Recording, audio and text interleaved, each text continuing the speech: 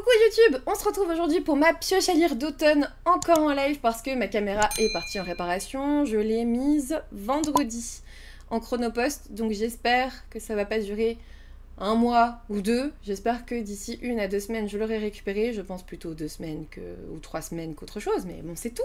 Et du coup, ouais j'enregistre, c'est bon Delphine. Et du coup, je vous présente aujourd'hui ma pioche à lire d'automne. Franchement, je suis un peu déçue de moi-même parce que je m'étais dit, allez Manon, cette fois-ci tu fais une pile à lire et pas une pioche à lire. Vas-y, franchement quand j'ai commencé à regarder les titres, j'ai dit, Manon, tu vas faire une pile à lire et tu vas tout lire. Ça sera nouveau et les gens seront contents parce que tu vas y arriver et ça sera cool. Et si je vous dis ça, c'est que ça s'est pas passé comme ça parce que, en fait, comment vous dire, j'ai commencé à noter les titres. Et en fait, je voulais en mettre genre 5-6 maximum, tu vois, vraiment. Et en réfléchissant, j'ai pas réussi à savoir lesquels j'allais vraiment lire cet automne. Et j'ai fini par un « Oh, c'est bon, tant pis !» Et je fais comme d'habitude. Et du coup, c'est une pioche à lire et pas une pile à lire parce que je sais pas lesquels je réussirai. Mais franchement, j'ai pas réussi. J'ai voulu faire une pile à lire, je vous jure, j'ai voulu. Tu nous aurais fait une pile à lire et pas une pioche à lire, tu nous aurais déçus. Franchement, j'ai voulu faire une pile à lire et m'y tenir pour cette fois. J'ai pas réussi, en fait, il y a trop de titres que je veux lire pour l'automne parce qu'il y a un côté halloweenesque, parce qu'il y a un côté creepy, ou parce que ça me fait sentir bon l'automne, en fait. Donc, de toute manière, tu l'aurais pas lu. Mais peut-être, mais j'aurais au moins essayé, tu vois. Là, j'essaye même pas et ça sera une pioche à lire et ça sera très bien. Et vous la voyez déjà à côté de moi. On est sur une pioche à lire qui fait une petite tour de piste que j'ai trop peur de renverser, mon Dieu, qui fait 17 livres. Et encore, il y en a un que j'ai pas. Sur mon propre cahier, j'ai noté aussi Les Jumeaux Croche-Mort, le tome 2, mais je l'ai pas encore acheté. Donc, je vais pas vous le montrer. Mais j'ai très envie de me faire le tome 2 pour Halloween, comme j'ai lu le tome 1 l'an dernier pour Halloween. Voilà, il faut que je regarde si elle est aux Aliénales ou pas. Je pense pas, Cassandra O'Donnell, je pense pas qu'elle soit aux Aliénales, sinon je l'aurais acheté là-bas.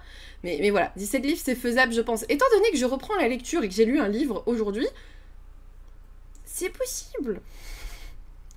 Pourquoi pas pourquoi pas. Après, je peux très bien aller à Disney avec un livre et lire là-bas. En vrai, pourquoi pas. Pourquoi pas. Le premier que j'ai mis, je pensais même pas l'acheter. Donc le premier que j'ai mis, c'est Sylphide de Tiffaine Bleven chez Château d'Âme. J'avais dit que je le lirais pas, que je l'achèterais pas, pardon, et que j'attendrais les avis et tout pour l'acheter ou pas. Alors, il est écrit un peu petit, c'est un peu décevant au niveau de la police d'écriture, je vous avoue, mais c'est... Ouais, si, c'est écrit un peu petit quand même. Mais en fait, je vais pas vous mentir, je pense que Tiffaine Bleven, niveau marketing, elle a très bien réussi son truc. En fait, j'ai eu envie de l'acheter au moment où j'ai vu que l'autrice me laissait un commentaire sous ma vidéo des sorties littéraires et où elle me remerciait d'avoir parlé de son roman. Et en fait, ça a, je sais pas si c'était voulu, mais ça a tellement bien marché que j'ai eu envie de l'acheter parce que je me suis dit, oh, elle est trop gentille, tu vois. Et moi, j'aime bien les gens gentils, j'aime bien les auteurs qui passent et qui, tu vois, je me suis dit, elle surveille vraiment là où on va parler de son roman, ou alors on lui a dit, ou machin. Et elle est passée, elle a mis un commentaire, elle a pris la peine de, et d'un coup, bah, j'ai eu envie de la découvrir. C'est comme ça que ça s'est fait, je vous dis la vérité, je ne vais pas vous mentir. C'est comme ça que ça s'est fait et je me suis dit, vas-y, je vais la découvrir. Et du coup, voilà, je l'ai achetée. On vous dit dans le résumé, alors qu'elle visite un château abandonné, et c'est pour ça que je l'ai mis dans ma pioche à lire, pardon, je me reprends, d'automne, parce que je trouve qu'il fait un peu creepy aussi. Alors qu'elle visite un château abandonné en compagnie de son petit ami Hans, influenceur paranormal, Roxane tombe nez à nez avec le portrait d'un homme. Sublime, envoûtant au regard vivant, inéluctablement posé sur elle. Elle seule semble capable de voir ce tableau comme si son âme le connaissait déjà, comme si son être n'aspirait qu'à le toucher. Qui est cet homme qui obsède Roxane et la poursuit jusque dans ses rêves? Est-ce un humain? Un fantôme du passé qui hante les lieux? Roxane doit le découvrir coûte que coûte, même si sa vie entière risque d'en être bouleversée. Mais saura-t-elle résister à cet être mystérieux qui ne désire qu'une seule chose, la faire succomber à la tentation? Non, j'ai dit âme, pas Anne. J'ai dit âme au lieu d'homme. Oups. Franchement, il est très beau. Le prix aussi est beau quand même. Mais Ouais, je sais pas, j'avais envie de la soutenir et de le découvrir du coup, et aussi de découvrir Château d'Âme. J'avais très envie de découvrir aussi Château d'Âme, la nouvelle maison d'édition. Pourquoi pas? En plus, ça fait, il y a un côté très creepy, très Halloweenesque. J'espère pouvoir le lire durant cette période d'automne. Voilà, je pense que je vais dire ça à chaque fois. J'espère pouvoir. Ensuite, j'ai mis une de nos lectures communes. Je vous rappelle qu'en octobre, nous lirons ensemble Foxglove d'Adaline Grace, qui est le tome 2 de Belladonna. Je vous le rappelle, chez Dos Cactus. Pour ceux qui ne l'ont pas encore lu, nous le lirons ensemble. Nous le lirons ensemble. Franchement, en fait, si je l'ai mis en lecture commune, c'est parce que Belladonna, on l'a lu en lecture commune ensemble. C'est sur Discord. Si jamais vous voulez venir, je vous mets le lien en barre d'infos sur YouTube. Belladonna, moi, j'avais adoré. Ça avait été un de mes gros coups de cœur de l'an dernier, je crois. On l'a lu quand? J'ai oublié. Bref, c'était un gros coup de cœur. J'avais adoré. Et je me dis, en vrai, j'ai bien envie de retrouver les personnages. Là, tout de suite, il va falloir que je réfléchisse un petit peu pour me souvenir de toute l'histoire de Belladonna et de comment ça se termine. Mais j'espère que... Ah si, je m'en souviens, ça y est. J'ai juste lu la première phrase de Foxglove et j'étais en mode « Ah oui! Ah oui!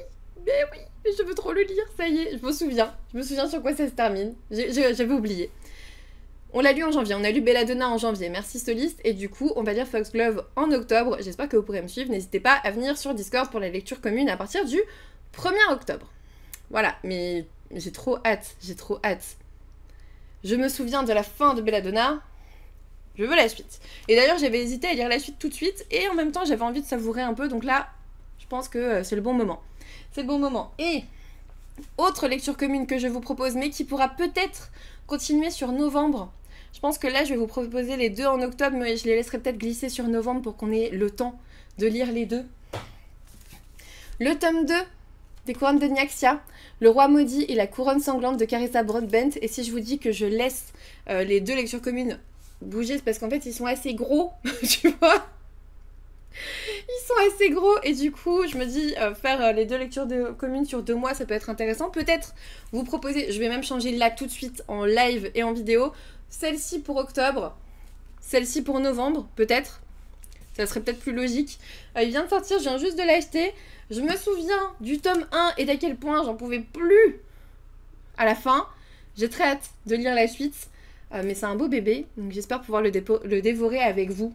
Voilà, enfin j'espère le dévorer avec vous. Non, je vais le dévorer avec vous. C'est une lecture commune que je vais suivre et que je vais accomplir. Oui, je suis motivée. Mais voilà, je pense que Foxglove, on va le lire en octobre et Les couronnes de Nyaxia, tome 2 en novembre.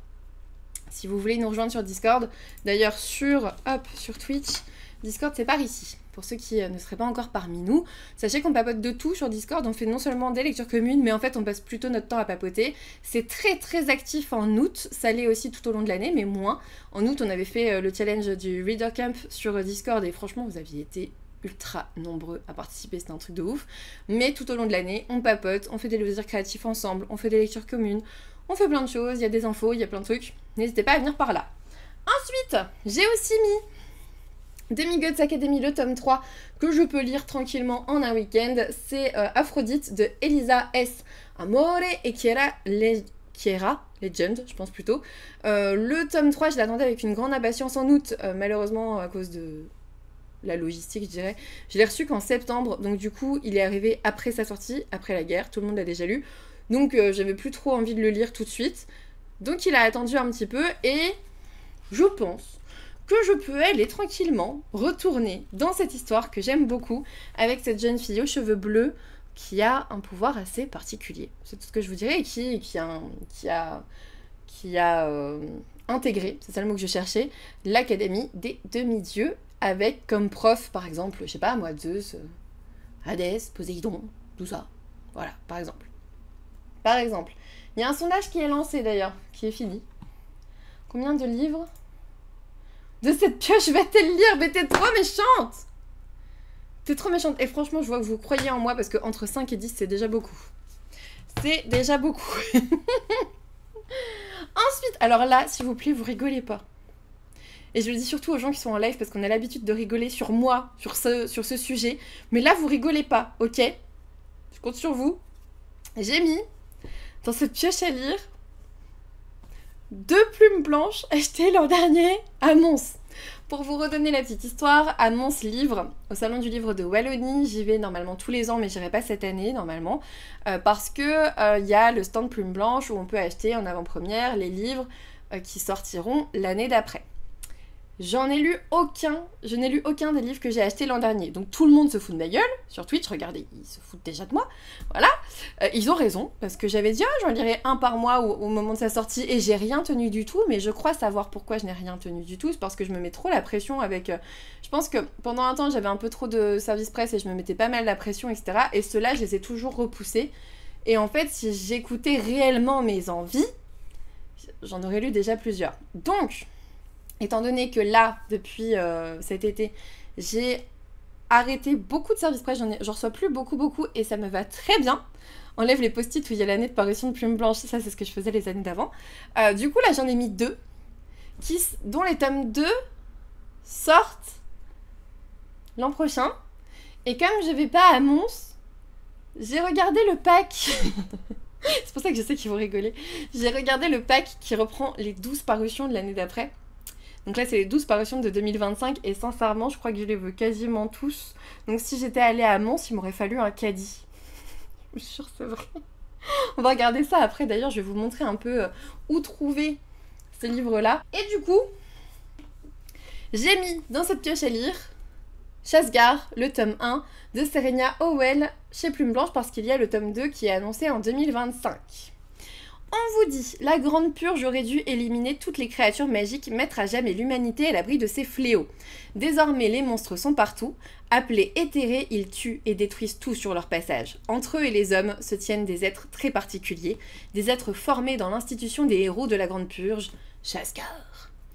Des êtres dont les gènes sont compatibles avec la magie des éthérés. Je suis trop contente d'être avec vous tous, pourquoi tu rigoles bien? Tu rigoles de moi, c'est ça? T'as choisi le plus petit, c'est pas vrai. Il est pas petit, hein. Il n'est pas petit. Selene est appelée à devenir elle aussi une mutilée, terrorisée par l'idée de se voir rejetée par la société à cause des transformations physiques qui vont être engendrées par sa mutation. C'est à reculons et sous bonne escorte qu'elle se rend à Chasse-Gare.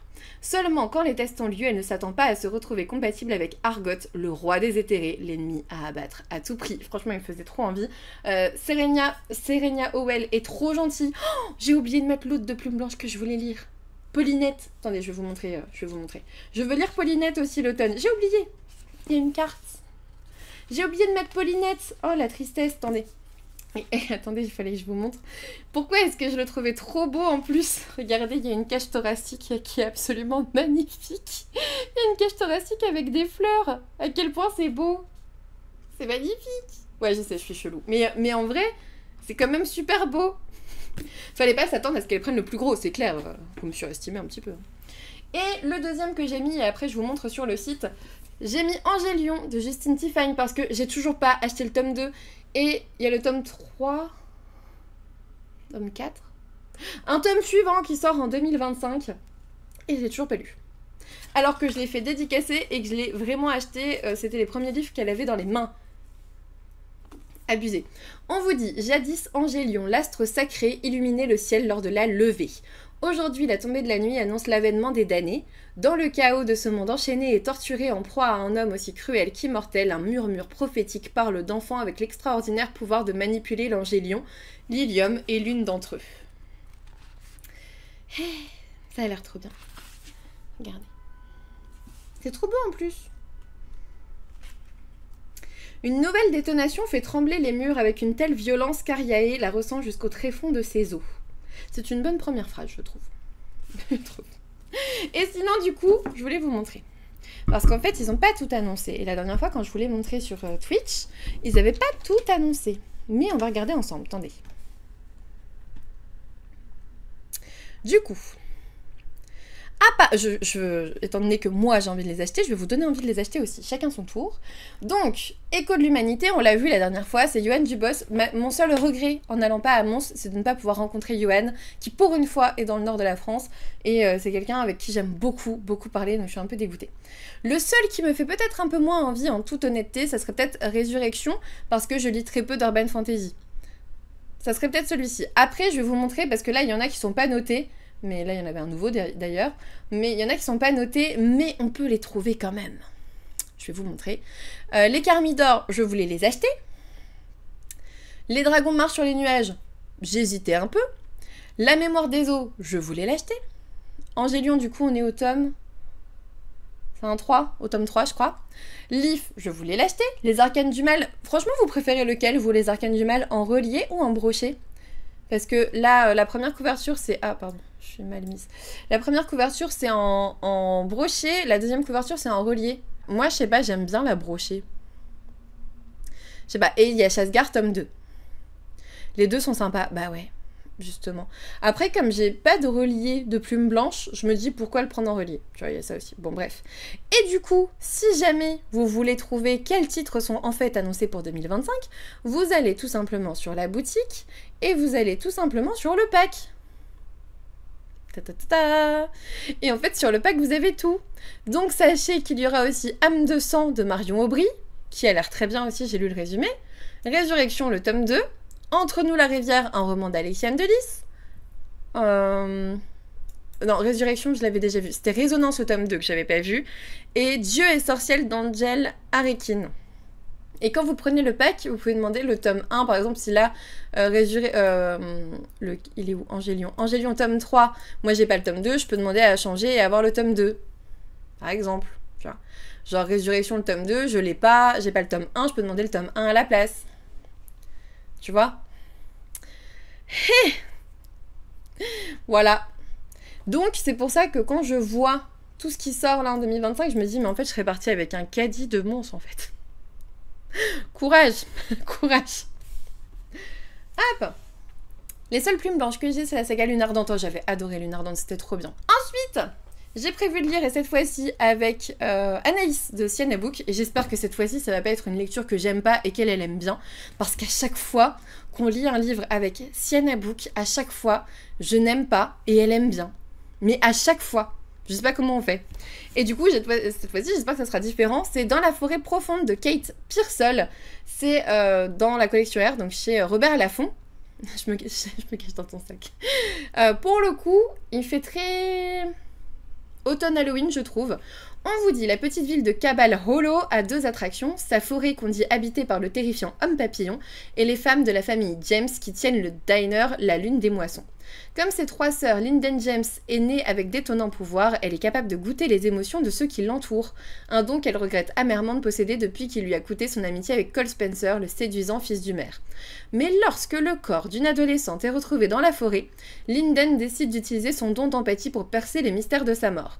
Ce drame semble étrangement lié au meurtre non élucidé d'un enfant survenu 20 ans plus tôt, et à sa propre disparition l'année précédente dont elle n'a d'autres souvenirs que les cauchemars qui la hantent. Ça a l'air trop bien. Ça a l'air trop bien. Voilà. Ensuite, j'ai mis aussi Sunbringer de Anna Kanner chez De Saxus. J'avais beaucoup aimé God Killer. C'est de la fantasy qui peut faire à la fois automne ou autre chose. Vraiment, je trouve qu'il n'y a pas trop de... Il n'y a pas trop de saison. On était resté sur quelque chose d'assez intéressant. Je me souviens de la fin, elle était assez ouf. Donc j'ai très hâte de découvrir la suite de God Killer. Ça m'avait bien plu et c'était de la fantasy qui changeait. On n'est pas dans de la romantasy.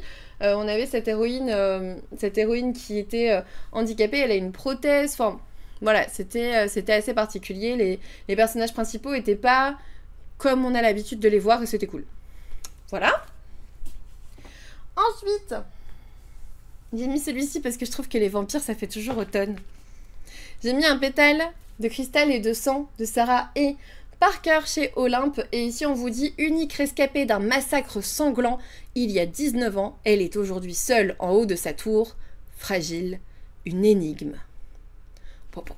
C'est tout. Tout ce qu'on vous dit, voilà. C'est tout. Non, en vrai, je pense que tu as le résumé derrière. Orlette n'avait qu'1 an lorsqu'elle a survécu à un massacre qui n'a épargné qu'elle. 19 ans plus tard, elle ne sait toujours pas comment ni pourquoi. Pour échapper aux monstres de ses souvenirs et du dehors, elle prend soin de ne jamais mettre les pieds au-delà de la limite qu'elle s'est fixée autour de Château Noir. Qui sait ce qui pourrait arriver si elle venait à la franchir ? Mais si cette vie peut passer pour tranquille, il n'en est rien. Orlette est en lutte permanente contre de dangereux sentiments qui la rapprochent sans cesse de Rordine, l'homme qui l'a recueillie, sauvée et qui ne la regarde plus désormais qu'avec une détestable indifférence. Quel secret cache-t-il? Pourquoi a-t-il autant besoin des quelques gouttes de sang qu'Orlette lui offre tous les soirs? Il y a peut-être un côté dark romance. En tout cas, regarde. T'as des gouttelettes de sang, tu vois bien que c'est un vampire, tu t'en doutes, tu vois. Donc bref. J'avais envie. Oh, Curious Tides, je l'ai pas mis dans ma pelle non plus. C'est tout. Ensuite, j'ai mis un thriller qui me correspond. C'est La Psy de Frida McFadden. C'est chez City. Et ici, on vous dit, jeunes mariés, Trisha et Ethan recherchent la maison de leurs rêves. Alors qu'ils visitent un manoir isolé ayant appartenu au docteur Adrienne Hale, une psychiatre renommée disparue sans laisser de traces 4 ans plus tôt, une violente tempête de neige les piège sur place. Ça fait un peu peur pour moi. Et la maison n'a rien d'un cocon rassurant, il y a ces empreintes de pas récentes sur le parquet, ces bruits à l'étage comme si quelqu'un vivait là. Pire encore, Trisha découvre une pièce secrète qui renferme les enregistrements audio de chaque patient du Dr Hale. En vrai, j'ai lu le début, parce que le début c'est le prologue, et j'ai trouvé que c'était trop bien. Parce que ça commence par « Tout le monde ment ». À la fin, elle mettait si vous êtes mon patient et que vous me parlez, assis dans mon bureau, je peux observer votre visage et vos gestes et écouter la tonalité de votre voix. Je saurai la vérité, je la reconnais toujours, ne me mentez jamais. Et moi, c'est ce que je dis souvent à mes patients, je vous jure, c'est vrai. Je leur dis, vous savez, vous pouvez très bien me mentir, mais vous pouvez pas vous attendre à ce que je me rende pas compte. Et en général, ça jette un petit froid, mais après, au moins on me dit la vérité, tu vois. Donc, voilà, je l'ai mis dans cette pioche à lire d'automne. Et j'ai bien envie de me le faire. J'ai bien envie de me le faire depuis que je l'ai acheté, mais c'était l'été, j'étais en vacances, j'avais pas envie de lire de psy pendant les vacances. Ensuite, j'ai mis Le manoir de Lake Sage de Lyndall Clipston, je sais pas, chez Stardust, le tome 2. Il y a un... je sais pas quoi. Le tome 2 est sorti, je l'ai reçu de Stardust, mais moi j'ai jamais lu le tome 1, j'étais pas en partenariat avec eux, celui-ci je l'avais acheté, je l'ai juste pas lu. Et en fait on vous dit, quand Violetta trouve refuge au manoir de Lake Sage, elle pense tomber sur un monstre. Avec son jeune frère, Arien, ils connaissent les rumeurs qui circulent sur Rowan Sylvanan, il aurait, paraît-il, noyé toute sa famille alors qu'il n'était encore qu'un enfant. Rapidement, Rowan se montre très intéressé par les dons d'Arien, qui semble pouvoir... Arienne peut-être, qui semble pouvoir parler aux ténèbres. Alors que les habitants du manoir s'agitent autour du lac à coups de formules alchimiques, Violetta n'a d'autre choix que d'apprendre à connaître Rowan. Elle découvre un jeune homme plus torturé et complexe que ce qu'on pourrait imaginer, et surtout qu'il existe une sombre magie qui règne sur les eaux noires du lac, dans le royaume d'en dessous. Ça a l'air trop bien. Salut Flo, comment tu vas ? Ça a l'air trop bien et en même temps je l'ai encore jamais lu, mais le tome 2 vient de sortir, je me dis vas-y c'est l'occasion. C'est l'occasion. Première phrase, il y a des monstres dans ce monde, il y a des monstres dans les bois. Ils se glissent à l'intérieur la nuit, ils rampent à travers les murs de notre cottage, ils s'insinuent dans les rêves de mon frère. Ça a l'air trop bien. Ah ouais, ça a l'air trop bien franchement, ça a l'air trop cool. Franchement il a l'air trop bien. Putain, je vais faire une pile infernale à côté de moi. Ça a l'air vraiment bien. Ouais, on est d'accord, il te hype aussi. On est d'accord. Ensuite, celui que j'ai gardé pour Halloween, Les fantômes de Sleepy Hollow de Serena Valentino. J'adore Sleepy Hollow. On va revoir le film, si vous voulez, là en août. Oui, il est beau. On va revoir le film. J'aimerais bien revoir le film avant de lire le livre, en fait. Et on en parlera un peu sur la chaîne Twitch. On vous dit le 200e anniversaire de l'apparition du cavalier sans tête à Sleepy Hollow approche à grands pas, mais Kat n'a aucune envie de participer aux célébrations. Descendante de la première Katrina Van Tassel, elle sait très bien ce qu'on attend d'elle, perpétuer l'héritage de son ancêtre en épousant son petit ami de toujours et en reprenant les rênes du domaine familial. Pourtant, elle rêve d'une autre vie, loin de Sleepy Hollow. Mais lorsque Kat rencontre Isadora, une nouvelle élève de son lycée, et reçoit le journal de Katrina Van Tassel, le passé et le présent se mélangent de manière troublante. Une légende insoupçonnée... Mais en fait, il y a une faute. Il y a une faute dans le résumé, j'étais en train de me dire, mais attends, juste avant, j'ai dit Katrina Van Tassel. Et en fait, premier paragraphe, c'est noté Katrina Van Tassel. Deuxième paragraphe, Katrina Van Tessel. Il y a une faute. Une légende insoupçonnée commence à prendre forme, l'obligeant à envisager que les fantômes puissent réellement exister et remettre en question le destin qu'elle entend écrire. Et avec qui ? J'ai jamais vu le film, est-ce que ce serait gênant pour lire ce roman ? Bah du coup je sais pas, mais moi j'adore. Après comme t'as le journal de Katrina Van Tassel, je pense que c'est bien d'avoir l'histoire aussi de base peut-être ? Parce que c'est Van Tassel hein, pour le coup, mais je pense pas que ça soit gênant. Je pense que c'est bien parce que t'as les refs. C'est tout, tu vois. Je pense que... parce que c'est pas... Enfin... Ouais, je pense que tu dois avoir les références. Je pense. C'est tout. Ensuite... Oups, j'ai failli faire des bêtises. Celui-ci, je l'avais gardé aussi pour Halloween, enfin pour l'automne. La bibliothèque des ombres de Rachel Moore. Le temps reprend tout ce qu'il prête chez De Sexus. Il est même encore sous blister. Vraiment, je l'ai gardé exprès pour là parce que je trouvais qu'il faisait très automnal. On vous dit, l'Académie Radcliffe est l'une des écoles les plus hantées des États-Unis. Vous comprenez un peu pourquoi je l'ai gardé. Esté, qui ne croit pas aux fantômes, décide de s'y inscrire pour se rapprocher de son père décédé qui y avait lui-même étudié. Alors qu'elle visite la bibliothèque avec les nouveaux élèves, elle fait la connaissance de Matteo, qui est un fantôme, un vrai. Lorsque ce dernier vole un livre rare, Esté est accusée à tort et doit absolument remettre la main sur l'ouvrage sous peine d'être renvoyée. Mais suivre les traces de Matteo pourrait s'avérer plus dangereux qu'elle ne l'aurait jamais imaginé. Des élèves disparaissent tous les 10 ans et si elle ne fait pas attention, Esté risque bien d'être la prochaine. En vrai, ça a l'air trop bien. Mais je trouve qu'il était sorti trop tôt par rapport à la période. Je trouve que les histoires de fantômes, c'est très bien en octobre-novembre, tu vois. Donc je l'ai gardé et j'aimerais bien le lire à ce moment-là. Ensuite, j'ai mis celui-ci pour me rendre compte si c'était une vraie arnaque ou pas. C'est une arnaque au niveau du prix par rapport à l'épaisseur et à la police énorme. Mais est-ce qu'il va me plaire ou pas en fait? C'est pour ça que je l'ai mis là, La Cité aux épines de C.N. Crawford, donc le tome 1, Les épreuves de la reine démoniaque. Voilà, je vais voir, j'espère que ça me plaira. On vous dit, fêter mon anniversaire depuis un cachot, ce n'est pas vraiment ce que j'avais imaginé. Mais lorsque le seigneur du chaos, un démon, j'aime pas cette précision, un démon sexy à mourir, me prend pour mon double maléfique, c'est exactement ce qu'il se passe. En même temps, quand on te dit le seigneur du chaos, tu sais très bien que ça va être un mec sexy. Quand il finit par comprendre que je ne suis qu'une simple mortelle, il me propose un accord que je ne peux refuser, son autorisation de rester dans la ville interdite pour retrouver le meurtrier de ma mère en échange de mon aide. Tout ce que j'ai à faire, c'est de jouer à la succube super sexy, seul problème, il pourrait bien être le suspect numéro 1 de mon enquête. Et alors qu'il m'apprend l'art de la séduction, je réalise mon erreur, lui résister pourrait s'avérer plus difficile que prévu. Oui, j'ai vu qu'il avait de bons retours aussi, donc j'ai hâte et en même temps, j'espère vraiment qu'il me décevra pas. J'ai mis aussi Elle et le feu de Alice Doublier. C'est chez Hachette, que j'ai toujours pas lu. Je sais pas pourquoi. Il y a Elle et la cendre qui va sortir aussi en octobre, je crois, on en parlera dans les sorties littéraires. Et du coup, ça serait bien que je me fasse Elle et le feu dans pas trop longtemps. On vous dit, dans un monde qui vénère le feu autant qu'il le craint, la traque des êtres maudits par les flammes a ramené la paix au sein des royaumes unifiés. Quand le prince arrive en âge de se marier, les nobles y voient l'occasion de placer leur héritière sur le trône suprême. Alia n'a qu'un objectif, ne pas être choisie, car elle cache un périlleux secret. Elle peut propager le feu et être découverte signerait son arrêt de mort. Effia, au contraire, meurt d'envie d'être remarquée, cet événement est peut-être sa seule chance d'échapper à l'emprise de ses parents. Sibylle, héritière d'un royaume fragile, a quant à elle besoin d'alliés si elle veut espérer demeurer libre. Entre complot et manigance, la rencontre de ces trois jeunes femmes fait vaciller leur destin tout tracé, et quand l'amour s'en mêle, c'est le continent entier qui risque de s'embraser. Donc moi je vais le lire parce que normalement je vais aussi peut-être recevoir le tome 2, donc autant que je commence déjà maintenant et que je continue l'histoire tranquillement. C'est vrai que j'ai pas vu beaucoup d'avis dessus non plus. Non plus. Ensuite, il en reste 3. Ça va aller.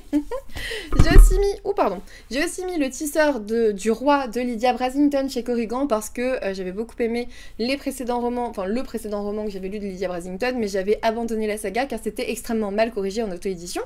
Par contre là c'est chez Corrigan, je me reprends. Par contre là c'est chez Corrigan, donc je me dis, il y aura peut-être une correction un peu plus qualitative et ça me... Je sais pas, ça me plaira peut-être mieux au niveau de la correction parce que franchement, 4 fautes ou tournure de phrases mauvaises par page, j'en pouvais plus.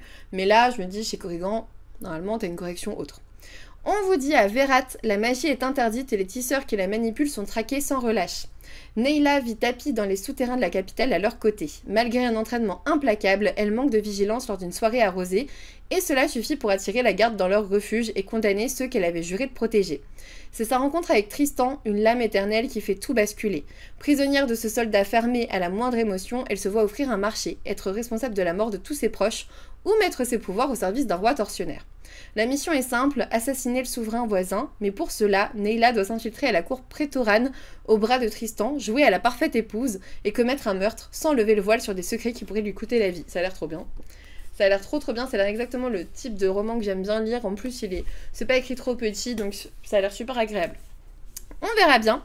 Dernier roman de cette pioche à lire, c'est Le 13e Dieu que j'avais mis en lecture commune pour septembre, que j'ai pas du tout faite. Je suis la pire. C'est de Jocabel Caballero chez Addictessi et on est avec Chronos. Le 13e dieu, jadis honoré et respecté, a été banni de l'Olympe et jeté dans les abysses du Tartare. Pendant 2 millénaires, son nom a sombré dans l'oubli et la superstition du nombre 13 est née. Mais les chaînes des enfers ne peuvent contenir éternellement une divinité assoiffée de vengeance. Le moment est venu pour Kratos, dieu du pouvoir, de se libérer et se venger des dieux qui l'ont trahi. Sa première cible, celle qui l'a précipité dans l'obscurité, Artémis, déesse de la chasse et de la chasteté. Seulement après tant d'années, le monde a changé et les dieux avec lui. Certains Olympiens vivent aux côtés des hommes, les inventions oh là là, humaines rythment la vie sur Terre et les cités guerrières ne sont plus que des ruines. Il avait l'air trop bien, mais j'ai pas eu le temps de le sortir de ma palle. Je sais pas si j'y arriverai en automne non plus, mais bon. C'est pas celui qui est prioritaire en plus dedans, donc... Voilà, et dernier, qui celui-ci sera lu, je le sais parce que c'est une BD. C'est D'or et d'oreiller de Flore Vesco et Mayalène Gouste chez Rue de Sèvres que j'ai acheté cette semaine. Je vous l'ai pas encore montré, mais regardez comme il est beau. J'adore. Et ça je peux pas vous montrer, il y a des gens tout nus. Mais là regardez par exemple, il y a des doubles pages comme ça qui sont trop belles. Et moi j'avais adoré D'or et d'oreiller. Vraiment, c'est un Flore Vesco qui m'avait beaucoup plu. Et j'ai trop hâte de voir... Ouh. Alors, à ne pas mettre entre toutes les mains. Parce qu'il y a quand même... Il y a des gens tout nus, ok? Attention. Je m'en souvenais plus de ça. Mais voilà. Mais franchement, j'ai trop hâte de le lire. Vraiment. En plus, c'est une BD qui fait combien de pages? Qui fait 180 pages à peu près.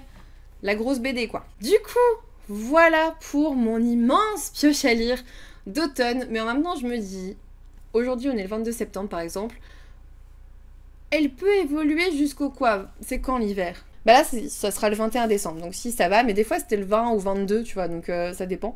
Mais ça va, c'est le 21 décembre. J'ai jusqu'au 21 décembre pour en lire un maximum. Ça va aller! Tu vois. Mais du coup, voilà pour cette vidéo. J'espère en tout cas que ça vous a plu. N'hésitez pas à me laisser un petit commentaire, me dire quel livre vous fait le plus envie. Et peut-être que je le sortirai de ma pile à lire, de ma pioche à lire plus vite que prévu. Un petit pouce bleu, ça donne toujours plus de force à la chaîne. N'hésitez pas à vous abonner si ça n'est toujours pas fait. Et puis moi, je vous dis à bientôt pour une nouvelle vidéo.